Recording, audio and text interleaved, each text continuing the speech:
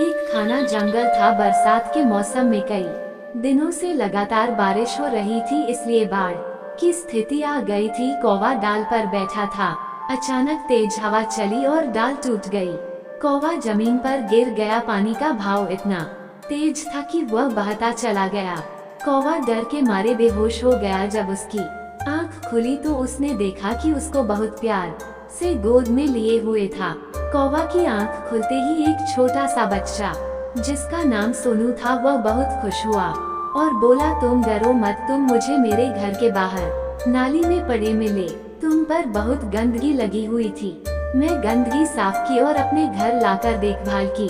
तुम यहीं बैठो, अभी जाना नहीं, मैं तुम्हारे लिए भोजन लाता हूँ।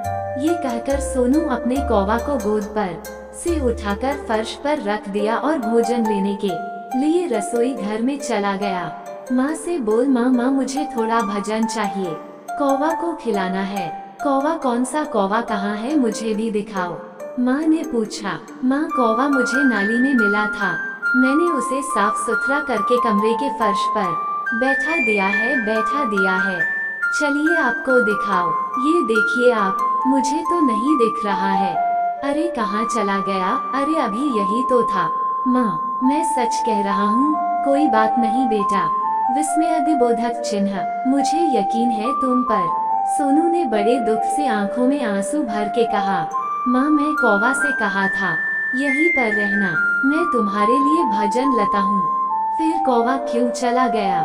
मुझे उस लगाव हो गया था, उसे नहीं जाना चाहिए था। इतना कहकर सोनू रोने लगा। माँ ने सोनू को गोद में लेकर प्यार से समझाया, बेटा हुआ अपने घर चला गया, अपनी माँ के पास, ऐसे तुम्हें मेरे पास रहना अच्छा लगता है, ऐसे उसे भी अपने घर पर परिवार के साथ रहना पसंद है। सोनू को माँ की बात समझ में आ गई। वो इस बात से खुश हो गया कि कौवा अपने घर पहुँच गया।